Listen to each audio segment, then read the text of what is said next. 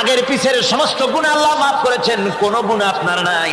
তবু আল্লাহ বলে দিয়েছেন, নবী আপনার আগের পিছের সব মাফ, তারপরেও এত কাঁদেন কেন? আল্লাহ নবী বলেছেন, ও সাহাবীরাও, আমার স্ত্রীরা শোনো, আমি কি আমার বান্দার, আমি আমার আল্লাহর শুকরগুজারকারী বান্দায় কি আমি পরিণত হব না? যে আল্লাহ আমাকে এত নিয়ামত দিয়েছেন, আমি কি সেই আল্লাহর শুকরগুজার হব না? রাসূলুল্লাহ এভাবে কাঁদতেন। সুতরাং প্রত্যেকটি মুসলমানকে রাতের বেলায় আল্লাহর দরবারে হাত তুলে কাঁদতে হবে, মোনাজাত করতে হবে, রব্বুল আলামিন, যে গুনাহ করেছি, আমি যত গুনাহ করেছি, আমাকে তুমি নিয়ামত যা দিয়েছো, এই নিয়ামত তুমি না দিলেও পারতে, তুমি দয়া করে দিয়েছো। এভাবে যদি মানুষ কাঁদে, আল্লাহ এই অপরাধ করেছি, অপরাধের কথা যদি স্মরণ করে আর কাঁদতে থাকে, আল্লাহ রব্বুল আলামিনের রহমত তার উপরে তখন পড়তে থাকে। আর এই তাহাজ্জুদ, গভীর রাতের কান্দাকাটি, এই জন্য আল্লাহ পাক বলেন, এর আসল ব্যাপারটা হলো ইন্না নাশিআতাল লাইলি হিয়া আশাদ্দু ওয়াতআন ওয়া আকওয়ামু কিলা।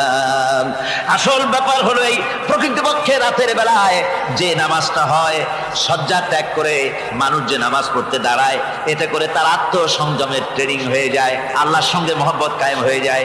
ইসলামী আন্দোলনের বিজয়ের জন্য কর্মীদের এটা সবচাইতে বড় ওষুধ। শুধু হরতালের প্রোগ্রাম দিয়া, শুধু মিছিলের প্রোগ্রাম দিয়া ইসলামী আন্দোলন বিজয় কোনো কালে হয় নাই, আর হবেও না। এজন্য আন্দোলন যারা করে তাদেরকে গভীর রাত্রে উঠতে হয়, নফল রোজা রাখতে হয়, আর গভীর রাত্রে তেলাওয়াত করতে হয়, কাঁদতে হয় আল্লাহর কাছে, তা না হলে আন্দোলনের বিজয় হওয়া সম্ভব না। আমার বন্ধুগণ, আমরা জেনেছি ইতিহাসে আছে, লাল সালু একটা বই পড়ানো হয়, কলেজে পড়ানো হয়, আপনারা নাম শোনেন নাই? এই বইটা আমাকে একজন প্রফেসর এই চট্টগ্রামের আমাকে দেখতে দিলেন, আমি দেখলাম। তার মধ্যে তিনি ইসলামের ব্যাপারে এত বিদ্বেষ ছড়িয়েছেন, এক জায়গায় তিনি লিখতে গিয়ে লিখেছেন, আমি পড়লাম, নিজে পড়েছি, যে দেশে যত যত টুপি দেখা যায়, জমিনে এত শস্য হয় না। এদেশে এই মোষ দাড়ি গোপ ওঠার আগেই কোরআন শরীফ হেফজ করা সারা, অথচ জমিনে শস্য নাই। জমিনের শস্য আর কোরআন শরীফ পড়ার সাথে তুলনা করে উপহাস করেছে রীতিমতো। একটা দুশ্চরিত্র খলনায়ককে দিয়ে সেখানে কোরআন হাদিসকে বিকৃত করার অপচেষ্টা চালানো হয়েছে। এরকম একটা নিকৃষ্ট বইকে তারা স্কুলে এবং কলেজে সেখানে পড়াশোনার ব্যবস্থা করে দিয়েছে। আর ইসলামের ব্যাপারে যদি কেউ গাইল দিতে পারে, তাহলে সে বইটাকে খুব সুনাম সুখ্যাতি করে বাজারে ছড়াবার চেষ্টা করা হয়, ঠিক কিনা কর? যে কবি, ওই আগেই বলেছি, যে কবি ইসলামের গাইল দিতে পারবে সে সবচাইতে বড় কবি। যে সাহিত্যিক ইসলামকে খোসা দিয়া, কোরআনকে খোসা দিয়া কথা লিখতে পারবে, সে হলো শ্রেষ্ঠ সাহিত্যিক, ঠিক কিনা কয়? আর এই খ্রিস্টান জগৎ, ইহুদি জগৎ, তারা ইসলামকে আর মুসলমানদেরকে গালাগালি করার জন্য সব সময় মুসলমান নামের কুলাঙ্গারদেরকে বেছে নেয়। যেমন নবুয়াতের উপরে হামলা চালাতে হবে, সেজন্য এই পৃথিবীর নিকৃষ্ট কাফের গোলাম মোহাম্মদ কাদিয়ানির মতো একটা নিকৃষ্ট কাফেরকে তারা বেছে নিয়েছে, জোরে কর নাউজুবিল্লাহ। তার নাম একটা মুসলমানই না। আবার আমাদের দেশে আল্লাহকে, রসুলকে গালি দিতে হবে, দাউদ হায়দারের মতো একটা জাহান্নামের কীটকে তারা বেছে নিয়েছে মুসলমান নামে।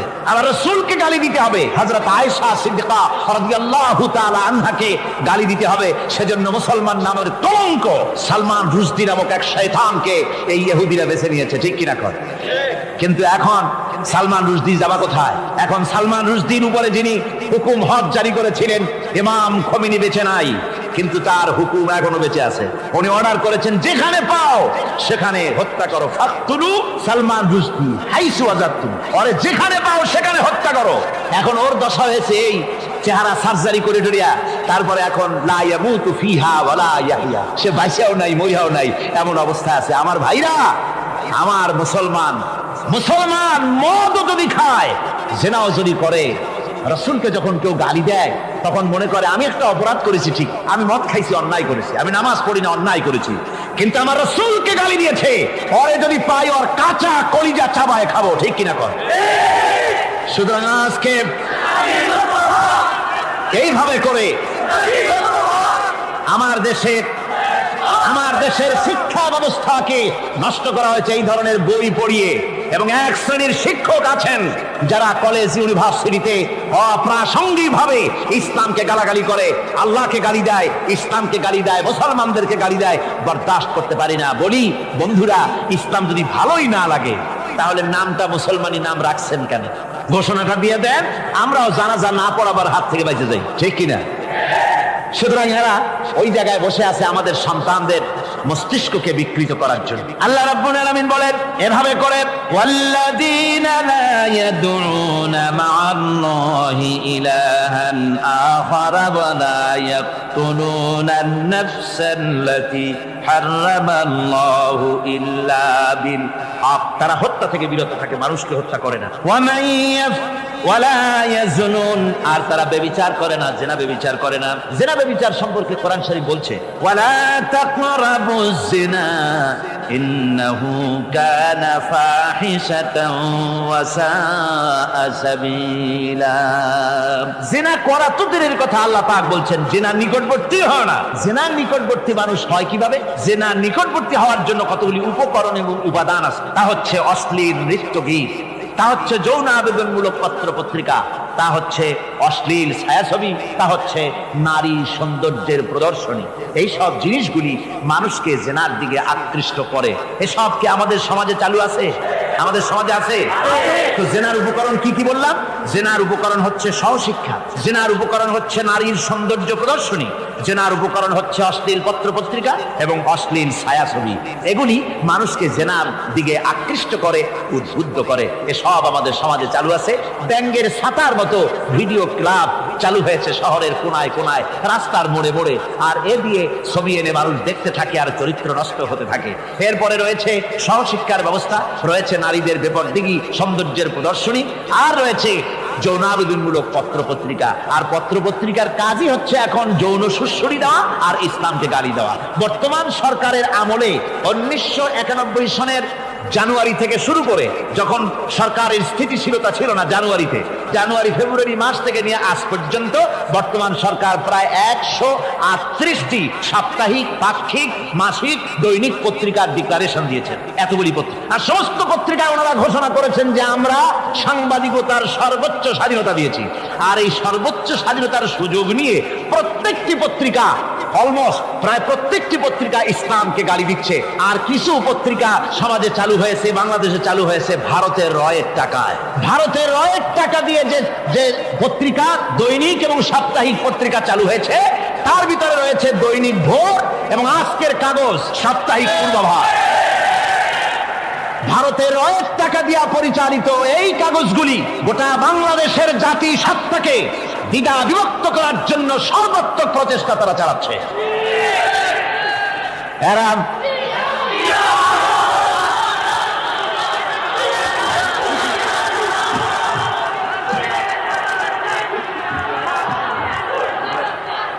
আমার বন্ধুগণ, এই ধরনের একটানা প্রয়োজন হলে সব নাম আমরা তুলে ধরবো। ভারতের টাকা দিয়ে, ভারতের রয়ের টাকা দিয়ে তারা এভাবে পত্রিকা তৈরি করে গোটা বাংলাদেশের স্বাধীনতা, সার্বভৌমত্ব এবং অস্তিত্বের উপরে আঘাত হানতেছে। শুধু তাই নয়, তারা ইসলামের উপর আঘাত হানছে। আলেম এবং পীরদের বিরুদ্ধে বক্তব্য তারা পত্রিকার ভিতরে সমালোচনামূলক কথাবার্তা তারা লিখছে। এমন একটা সাপ্তাহিক পত্রিকা কম পাবেন যেখানে ইসলামকে, ইসলামী আন্দোলনকে কিছু না কিছু খোঁচা মারা না হচ্ছে। ঠিক কিনা কর? যারা বলেন ঠিক কিনা? তো এইভাবে করে তারা ষড়যন্ত্র চালিয়ে আমি সেদিন ঢাকায় বলেছিলাম যে বর্তমান মহিলা সরকার চলছে বলে আমরা কথা বলছি না, কিন্তু আমাদের একটা ধৈর্য আছে। আমরা সরকারকে সময় দিচ্ছি এগুলি কন্ট্রোল করার জন্য। শাসনতান্ত্রিক অ্যাকশন নেওয়া উচিত গভর্নমেন্টের। শাসনতন্ত্রে কি আছে? শাসনতন্ত্রে, সংবিধানে, কনস্টিটিউশনে লেখা আছে যে নাগরিকদের কোন ধর্মীয় অনুভূতিতে আঘাত লাগতে পারে এমন কোন কথা, এমন কোন বক্তব্য কেউ লিখতেও পারবে না, বলতেও পারবে না। সেটা দণ্ডমূলক শাস্তি, এটা শাস্তি হবে। তার এ ধরনের কথা লেখা আছে। এটা লেখা থাকা সত্ত্বেও যারা ইসলামের বিরুদ্ধে কথা বলে, পত্রিকার মাধ্যমে যারা এগুলি লেখে, এগুলির বিরুদ্ধে গভর্নমেন্টের হাত দিতে, অ্যাকশন নিতে অসুবিধা কোথায়? আমরা সময় দিচ্ছি সরকারকে, তারা এই জিনিসগুলি দেখুক এবং অ্যাকশন নিক। যদি তা না হয় তাহলে জনগণের তো ইসলামের, এদেশের মুসলমান বৃহত্তর জনসংখ্যা, জনগোষ্ঠী হচ্ছে মুসলমান। ইসলামের বিরুদ্ধে, তার আল্লাহর বিরুদ্ধে, রসুলের বিরুদ্ধে, মুসলমানদের সবচাইতে প্রিয় জিনিসগুলির বিরুদ্ধে কেউ যদি কথা বলে, মুসলমানেরা তা বেশি দিন বরদাস্ত করবে না।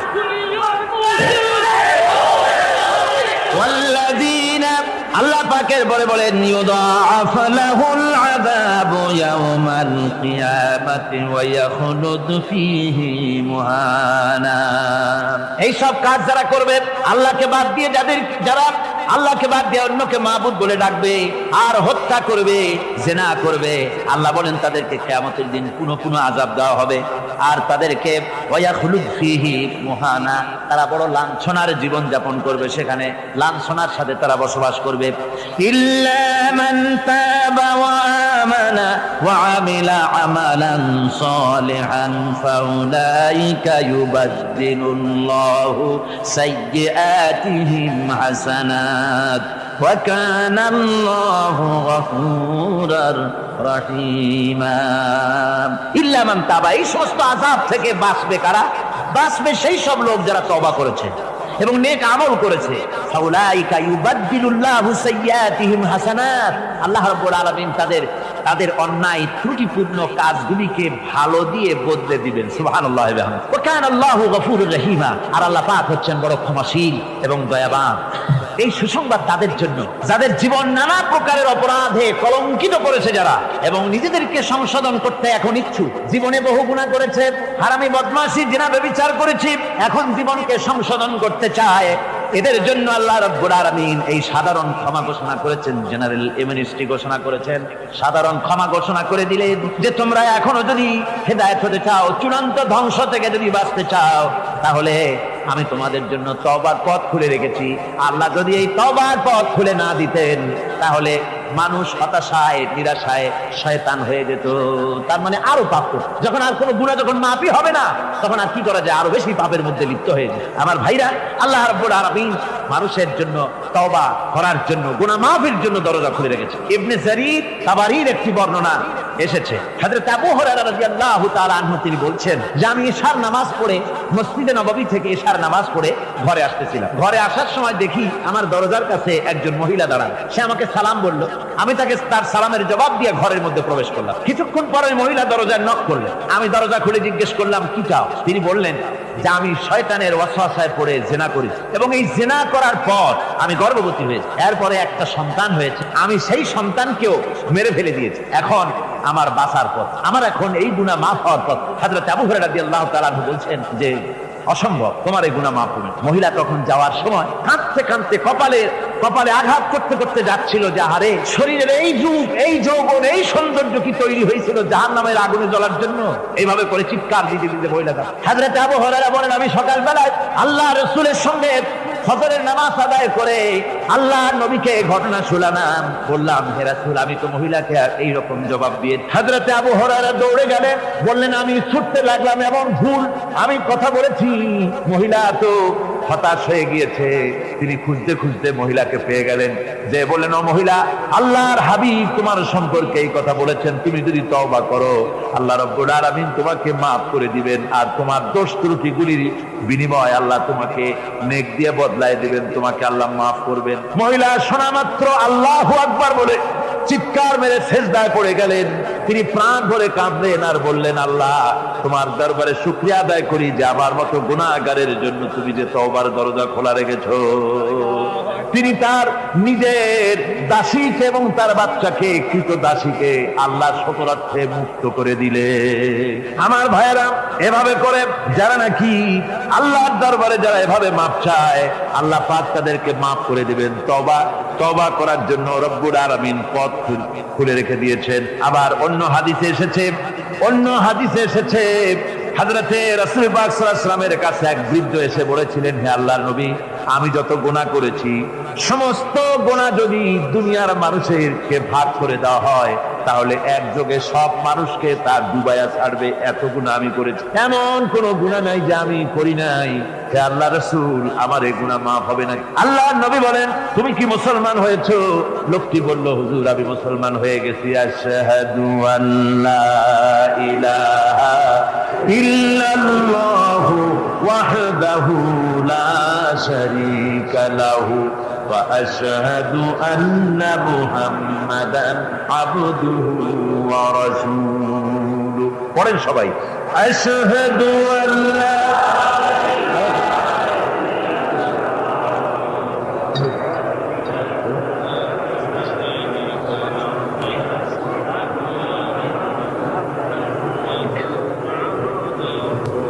ওই লোকটি যখন কলেমা পড়লেন, বললেন আমি মুসলমান হয়েছি, আল্লাহ নবী বলেন, শোনো আল্লাহর বান্দা, তুমি যখন কলেমা পড়েছো, তোমার পেছনের তামাম জিন্দেগির সমস্ত গুনাহ খাতা আল্লাহ রব্বুল আলামিন মাফ করে দিয়েছেন। শুধু মাফ করেন নাই, আরো কি করেছেন? ওয়ায়ুবাদদিলুল্লাহু সাইয়্যাতিহিম হাসানাত। দোষ ত্রুটি তোমার যা আছে, যে ব্যক্তি তওবা করে আল্লাহর পথে চলে, নেক আমল করে, পেছনের জীবনের দোষ ত্রুটি যা করেছেন সবগুলির বদলে আল্লাহ রব্বুল আলামিন নেকি লিখে দিবেন। জোরে বলেন সুবহানাল্লাহ।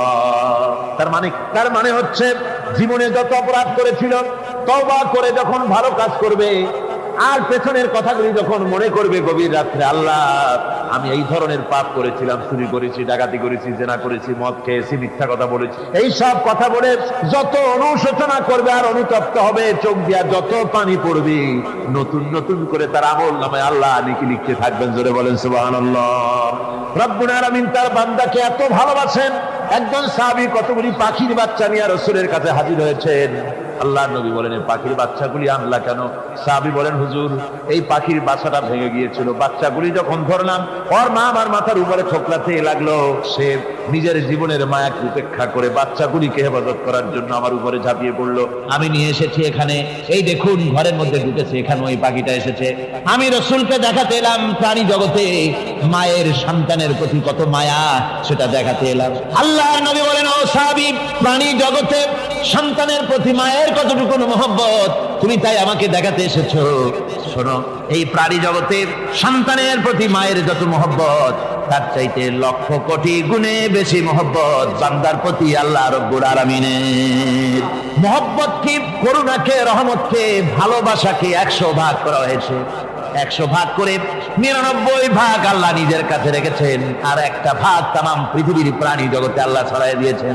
একটা ভাগ দিয়েছেন সারা দুনিয়ার প্রাণী জগৎ। সেই একটা ভাগে এই শত সহস্র কোটি প্রাণীর মধ্যে যেটুকুন আমরা পাইছি, এতটুকুন মহব্বতে সন্তানের জন্য কলিজায়, সন্তানের কোনো অকল্যাণ হলে কলিজায় পানি থাকে না, সন্তানের কোনো অসুবিধা হলে বা মা বাপের কষ্ট হলে বা কারো কোনো কষ্ট হলে আমরা এই ধরনের আমাদের অবস্থা সৃষ্টি হয়ে যায়। এক ভাগ তামাম পৃথিবীর সমস্ত প্রাণী জগতে ছড়ায় দেওয়ার পর আমাদের অবস্থা যদি এই হয়, তাহলে 99 ভাগ রহমত যার কাছে, বান্দার প্রতি তার মহব্বত কতখানি। আমার বন্ধুগণ, রাসূল পাক সাল্লাল্লাহু আলাইহি ওয়াসাল্লাম বলেছেন, ও সাহাবীরা, একজন লোক উটের পৃষ্ঠে যাচ্ছিল কোথাও, উটের পৃষ্ঠে তার খাবার আছে, পানিও আছে, যেতে যেতে মরুদ্যানের মধ্যে সে বিশ্রাম করলো। ঘুমের থেকে জেগে দেখে উট নাই, খাবার নাই, পানিও নাই। বড় লোকটা কেমন পেরেশান হয়। সাহাবীরা বলেন, হুজুর উট হচ্ছে মরুভূমির জাহাজ, উট হারায় গেছে, টাকা পয়সা যা ছিল, খাদ্য খাবার ছিল, সব চলে গেছে, এর থেকে পেরেশানি তো আর কিছুই হয় না। হুজুর বলেন, লোকটা খানিকক্ষণ চিন্তা ভাবনা করতে করতে কিছুক্ষণ পর দেখলো উট ফিরে এসেছে, সমস্ত টাকা তার ওই খাদ্য আর পানিও নিয়ে হাজির হয়ে গেছে। বলো কেমন খুশি হয়? হুজুর, হযরত সাহাবীরা বলেন, হুজুর এর থেকে খুশি আর কি হতে পারে? লোকটার দিল তো ভরে যাবে। আল্লাহর নবী বলেন, ও সাহাবীরা, কোন বান্দা যদি আল্লাহ থেকে নাফরমান হয়ে যায়, নামাজ ছেড়ে দেয়, জিনা ব্যভিচার বদমাশি নাফরমানিতে যখন লিপ্ত হয়ে যায়, উঠারা ব্যক্তি উট পাওয়ার জন্য যেমন পেরেশানি বোধ করে, আল্লাহ রাব্বুল আলামিন তার ওই নাফরমান বান্দার জন্য, আল্লাহ রাব্বুল আলামিন ফিরে আসার জন্য আল্লাহ রাব্বুল আলামিন চান।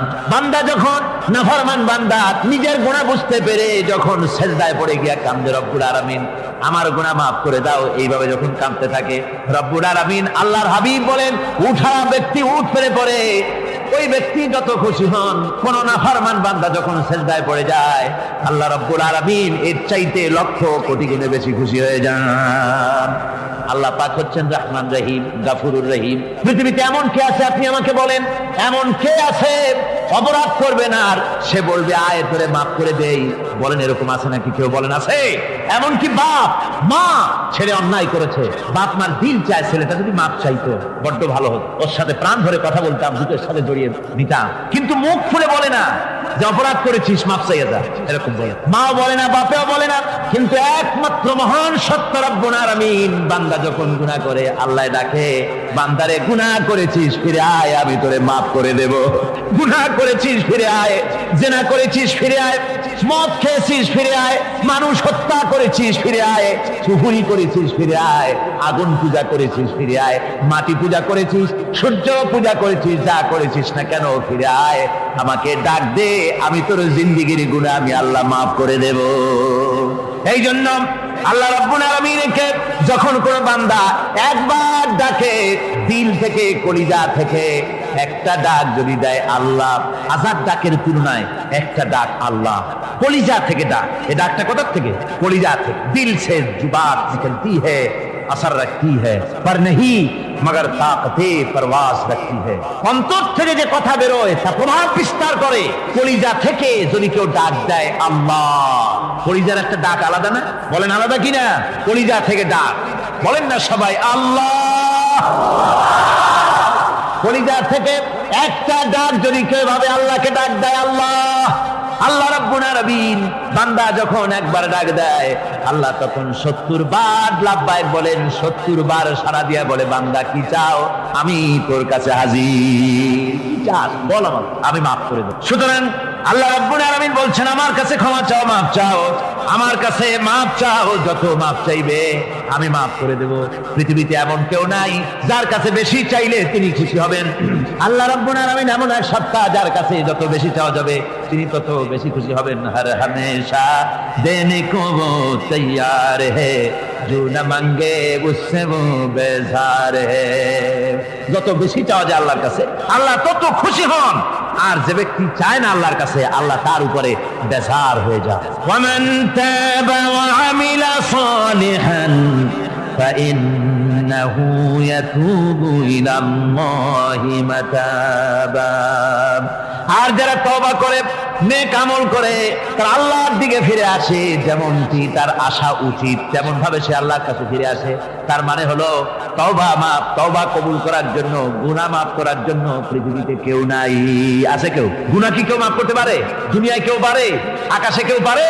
আল্লাহ ছাড়া কেউ গুনাহ মাফ করতে পারে? যদি মানুষ তওবা করে রব্বুল আলামিন বলেন সে এমন ভাবে তওবা করে আল্লাহর কাছে ফিরে এসেছে যেখানেই তার আসা উচিত, এই জায়গা ছাড়া আর তার কোনো যাওয়ার জায়গা নাই, সুতরাং সে জায়গা মতো এসেছে, অনুতপ্ত এবং অনুশোচনা করেছে। আল্লাহ পাক এ ধরনের অনুতপ্তকারী অনুশোচনাকারীকে রব্বুল আলামিন ক্ষমা করে দিয়ে থাকেন। ওয়াল্লাযীনা লা ইয়াশহাদুনা আয-যুর ওয়া ইযা মাররু বিল-লাগবি মাররু কিরামা। আর যারা মিথ্যার সাক্ষ্য হয় না, রহমানের বান্দা তারা যারা মিথ্যার সাক্ষ্য হয় না, এরা হচ্ছে ষষ্ঠ বৈশিষ্ট্য। আর তারা কোনো অনর্থক, কোনো নিরর্থক কোনো কাজ যদি দেখে, ঘটনা দেখে, সেখান থেকে তারা শরীফ মানুষের মতো, একেবারে নিতান্ত ভদ্র মানুষের মতো সেখান থেকে কেটে পড়ে। গান বাজনা হচ্ছে, নাটক হচ্ছে, অশ্লীলতা হচ্ছে, গালাগালি হচ্ছে, অনর্থক কোনো কাজ হচ্ছে, নিরর্থক কোনো অনুষ্ঠান কিছু একটা হচ্ছে, ওখান থেকে একটা ভদ্রলোকের মতো, যেমন কোনো দুর্গন্ধময় জায়গা থেকে মানুষ যখন যায় নাকে রুমাল দিয়ে আস্তে করে সেখান থেকে পাশ কেটে চলে যায়, ঠিক কিনা? ঠিক ওইভাবে করে আল্লাহ পাক বলছেন আমার মুমিন বান্দারা এই ধরনের কোনো অনর্থক, নিরর্থক যে কাজের মধ্যে কোনো পরকাল নাই, আল্লাহ নাই, দুনিয়ার মানুষের স্বার্থ নাই, দেশের স্বার্থ নাই, রাষ্ট্রের স্বার্থ নাই, জনগণের স্বার্থ নাই, এই ধরনের সমস্ত গাল গপ্প নাটক উপহাস, এই ধরনের মজা, এই ধরনের অনুষ্ঠান যখন দেখে আমার মুমিন বান্দারা সেখানে দাঁড়ায় না, ময়লার কাছ থেকে নাকে রুমাল দিয়ে মানুষ যেমন চলে যায়, এই লোকটি তখন অত্যন্ত ভদ্রের মতো আস্তে করে পাশ কেটে বেরিয়ে যায়। ওয়াল্লাযীনা ইযা যুক্কিরু বিআয়াতি রাব্বিহিম লাম ইয়াখিরু আলাইহা সাম্মান ওয়া উময়ানা।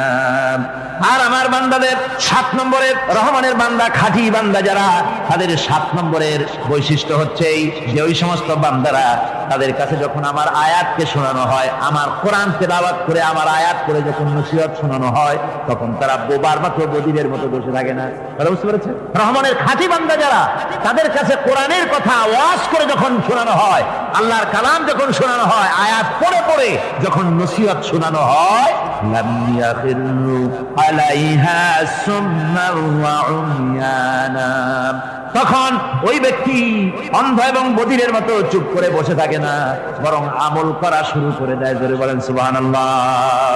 যখন সে জানলো যে এগুলি হলো আল্লাহর বিরোধী কাজ, এগুলি আল্লাহর কাজ, আল্লাহ রাসূলের কাজ, তখন তা পালন করা শুরু করে দেয়। এই 5 দিন ধরে কোরআনের যে কথাগুলি হলো, এই কথাগুলি শোনার পর আপনারা কি বসে থাকবেন? বসে থাকবেন? যারা বসে থাকবে এইগুলি শোনার পরে আল্লাহ তাদেরকে বলেছেন এরা হলো অন্ধ, এরা হলো বধির, এরা হলো বোবা। আমরা আল্লাহর এই যে কথা, আমরা কি অন্ধ আর বধির আর বোবা হবো নাকি?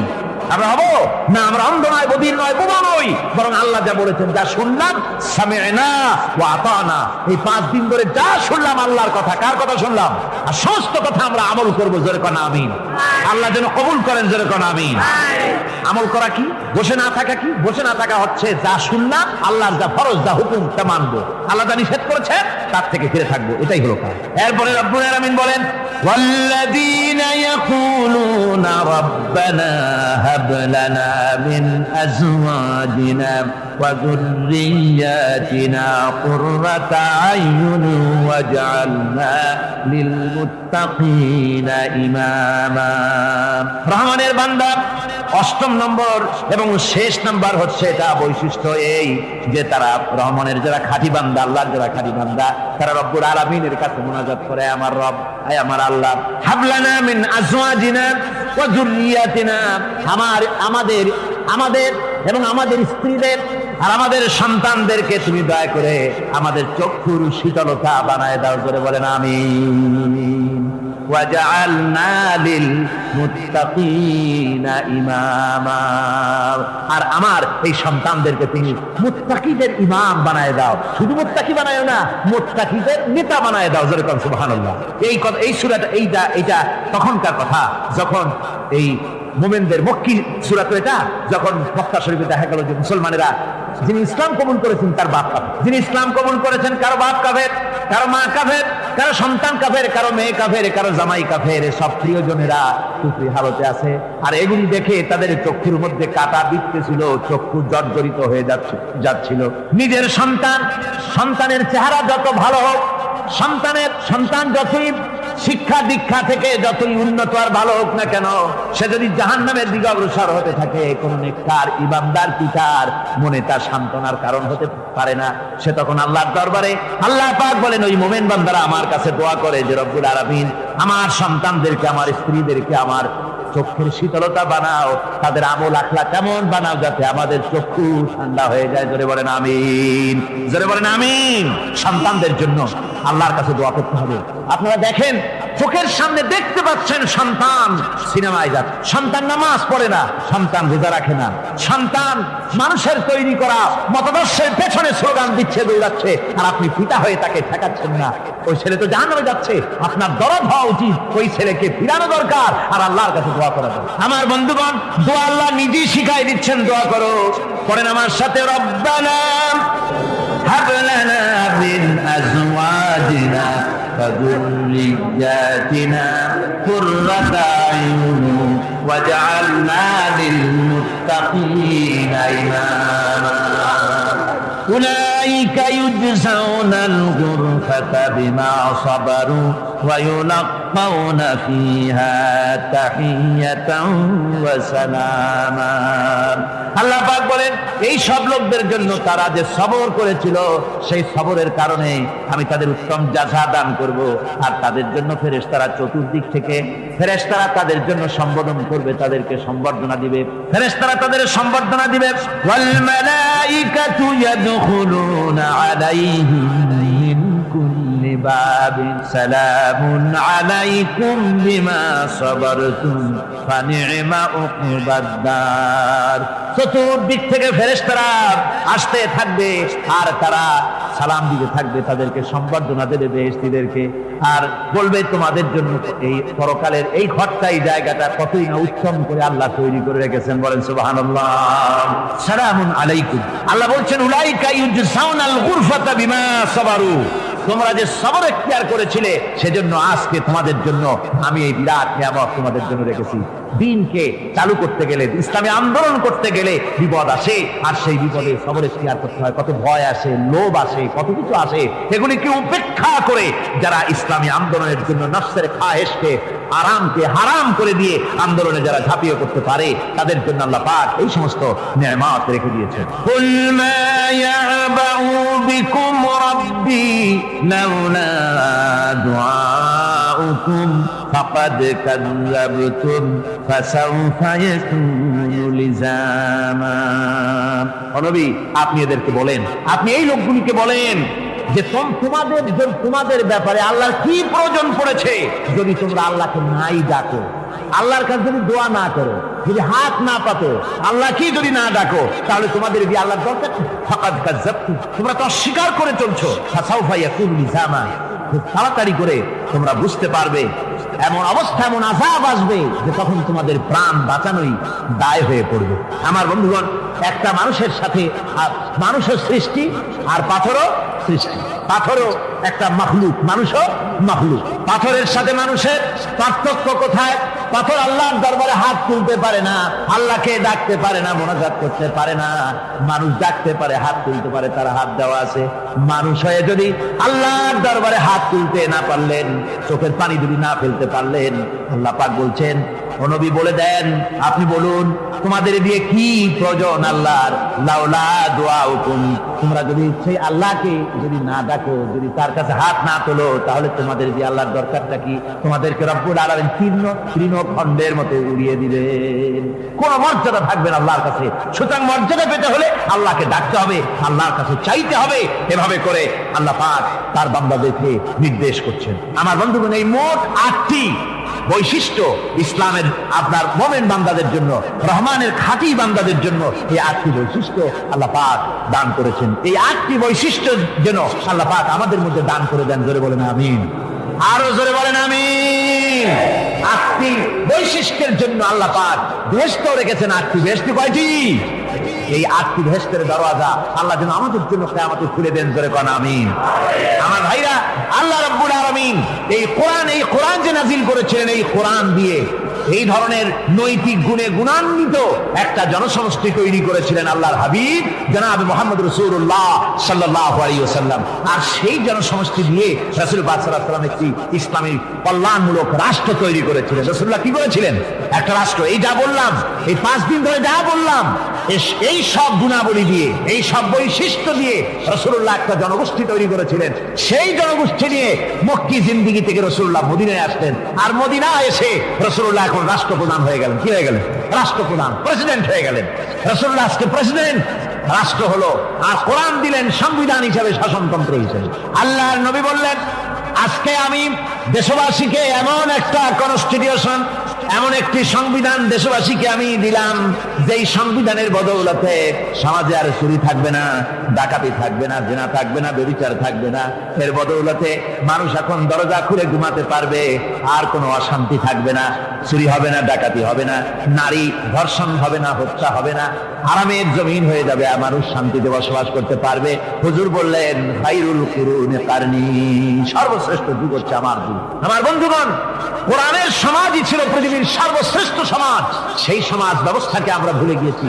আজকে সমাজতন্ত্র ব্যর্থ হলো কেন? কমিউনিজম ব্যর্থ হলো কেন? ব্যর্থ হওয়ার একমাত্র কারণ হলো তারা মানুষকে খেতে দিতে পারে নাই, পড়তে দিতে পারে নাই। পুঁজিবাদও ব্যর্থ, সমাজতন্ত্র ব্যর্থ। আসলে ওরা বলেছে আমরা সবাইকে সমান করে দেব, খাইতে দেব, পড়তে দেব, কাপড় দেব, চোপড় দেব, ওষুধ দেব, সমাজের মৌলিক অধিকার, মৌলিক প্রয়োজন মিটাবো, এগুলি সব তারা বলেছে। কিন্তু মৌলিক প্রয়োজন মিটাতে পারে নাই। 70 বছর জুড়ে পাবনা বিদায় হয়ে গিয়েছে। মৌলিক প্রয়োজন মিটাতে পারে শুধুমাত্র কোরআন। কে মিটাতে পারে? জোরে বলেন, কে পারে? কোরআন পারে মানুষের মৌলিক প্রয়োজন মিটাতে। তাই এই কোরআনে কারীমকে আল্লাহ রাব্বুল আলামিন অবতীর্ণ করলেন। আর কোরআন দিয়ে রাসূল পাক সাল্লাল্লাহু আলাইহি ওয়াসাল্লাম একটা সমাজ তৈরি করলেন, এমন সমাজ যেখানে রাষ্ট্রপ্রধানের পেট ফুলে উঠলো না খাইয়া, রাষ্ট্রপ্রধানের বিরাট বিল্ডিং উঠলো না, বিদেশে টাকা জমা হলো না। আজকে আমরা দেখি পৃথিবীতে কত জায়গায় রাষ্ট্রপ্রধান নিজের ছেলেবেলে নাই, হাওলাত করা ছেলে একটা, তাও যদি এত টাকা পয়সা বিদেশে জমা করে, তাহলে মানুষেরা মন্তব্য করে যদি নিজের ছেলে থাকতো তাহলে তো গোটা বাংলাদেশ বিদেশি ব্যাংকে জমা দিয়ে দিত। ইসলাম পৃথিবীতে এসেছে মানুষকে এমন এক শান্তির বিধান দিতে। রাষ্ট্রপ্রধান মুহাম্মদ রাসূলুল্লাহ সাল্লাল্লাহু আলাইহি ওয়াসাল্লাম মানুষ খাবার পেয়েছে, দরজা খুলে ঘুমাবার সুযোগ পেয়েছে। আজ হযরত আবু হুরায়রা রাদিয়াল্লাহু তাআলা আনহু বলেন, আমি রাসূলুল্লাহর কাছে গেলাম, হুজুরকে গিয়ে সালাম করলাম। আল্লাহর নবী সালামের জবাব দিলেন, কিন্তু দেখতে পেলাম মুখ নড়ে, আওয়াজ বেরোলো না। কারণ কি? কাছে গিয়ে দেখি নবীজি ক্ষুধার যন্ত্রণায় কথা বলতেছেন, আওয়াজ বেরোতেছে না। এত ক্ষুধা লেগেছে আল্লাহর নবীর। 2-4 দিন চলে গেছে, খাবার নাই। রাসূলুল্লাহ সমস্ত গনিমতের মাল যাকাত সৎকার মালগুলি, খাদ্য দ্রব্যগুলি দুহাতে বিতরণ করেছেন। নিজের পেটে খাবার নাই, মানুষকে দিতেছেন। দিতে দিতে এশার নামাজ পড়ে নবীজি ঘরের মধ্যে প্রবেশ করে হযরত আয়েশা সিদ্দিকা রাদিয়াল্লাহু তাআলা আনহাকে ডেকে বলেন, আয়েশা রে, সারাদিন কষ্ট করেছি, দারুণ ক্ষুধা লেগেছে, তাড়াতাড়ি করে কিছু খাবার আমারে এনে দাও। হযরত আয়েশা হুজুরের ক্ষুধার্ত শ্রান্ত ক্লান্ত চেহারার দিকে তাকাইয়া হযরত আয়েশা কেঁদে ফেলেছেন। হযরত মা আয়েশা কাঁদেন আর বলেন, ইয়া রাসূলুল্লাহ, হে আল্লাহর নামের কসম করে বলি, আমি আয়েশার ঘরে কোনো পানি ছাড়া কোনো খাবার নাই। এই ছিল রাসূলের আদর্শ। আল্লাহুম্মা আমিন। ربنا ظلمنا أنفسنا وإن لم تغفر لنا وترحمنا لنكونن من الخاسرين ربنا ظلمنا أنفسنا وإن لم تغفر لنا وترحمنا لنكونن من الخاسرين ربنا العالمين तमाम পৃথিবীর মাটির নিচে হযরতে আদম থেকে নিয়ে পর্যন্ত সমস্ত নবী, সমস্ত সাহাবী, সমস্ত নবীদের স্ত্রীগণ, আয় আল্লাহ, তোমার এই দ্বীনকে প্রতিষ্ঠা করার জন্য যারা শাহাদাত বরণ করলেন, যত মুমিন মুমিনাত সকলের আরো পরে সওয়াব পৌঁছায় দাও রব্বুল আলামিন। আমরা যারা হাত তুলেছি এর মধ্য থেকে মা বাপ যাদের দুনিয়া থেকে জরুবের মতো বিদায় হয়ে গেল, আল্লাহ রব্বুল আলামিন, আমাদের আব্বা আর আম্মা দুনিয়া থেকে যাদের জনমের মতো বিদায় হয়ে গেছে, কবরটাকে জান্নাতের টুকরা বানাইয়া দাও রব্বুল আলামিন। আমাদের মা বাপের কবরের মধ্যে বেহেশতের বাগান বানাইয়া দাও। রব্বিরহামহুমা কামা রব্বায়ানি সগীরা রব্বিরহামহুমা কামা রব্বায়ানি সগীরা। সবাই পড়েন রব্বিরহামহুমা কামা রব্বায়ানি সগীরা। আয় আল্লাহ, তোমার রহমতের নজর দিয়ে আমাদের দিকে তাকাও আল্লাহ। আমরা সারা জীবন গুনাহ করেছি, বেয়াদবি করেছি, আল্লাহ তুমি দয়া করে আমাদের জিন্দেগীর সমস্ত গুনাহ খাতা মাফ করে দাও রব্বুল আলামিন। এই মাহফিলের ভিতরে জিনাকার থাকতে পারে, হত্যাকারী থাকতে পারে, সুদখোর থাকতে পারে, ঘুষখোরও থাকতে পারে। আয় আল্লাহ, যত গুনাহগারেরা মিলে আমরা হাত তুলেছি, যেমন গুনাহগার আছে তেমন ভালো মানুষও এই মাহফিলে আছে। আয় আল্লাহ, অসম্ভব নয়, এই মাহফিলে তোমার অনেক ওলিরা হাত তুলেছে। আয় আল্লাহ, আলেমে দ্বীনরা হাত তুলেছে, হাফেজে কোরআন হাত তুলেছে, মুরব্বীরা ওস্তাদরা হাত তুলেছে, কচি কচি মাসুম বেগুনা বাচ্চারা হাত তুলেছে। রব্বুল আলামিন, আমাদের গুনার দিকে নজর করো না। আমাদের গুনার দিকে তাকালে তোমার গোসা বেড়ে যেতে পারে। আমাদের গুনার দিকে তাকাইও না, আমাদের চোখের দিকে তাকাও, আমাদের মুখের কাকুতি মিনতির দিকে তাকাই আমাদেরকে মাফ করে দাও আল্লাহ রব্বুল আলামিন। এই মাহফিলে যথেষ্ট যুবকেরা এসেছে আল্লাহ, যুবকেরা বয়সের দোষে গুনাহ করা স্বাভাবিক, যত গুনাহ যুবকেরা করেছে আল্লাহ সমস্ত যুবকদেরকে তুমি মাফ করে দাও। সুবহান রাব্বিকা রাব্বিল ইজ্জাতি আম্মা ইয়াসিফুন ওয়া সালামুন আলাল মুরসালিন والحمد لله رب العالمين وجعل آخر كلمة عند الموت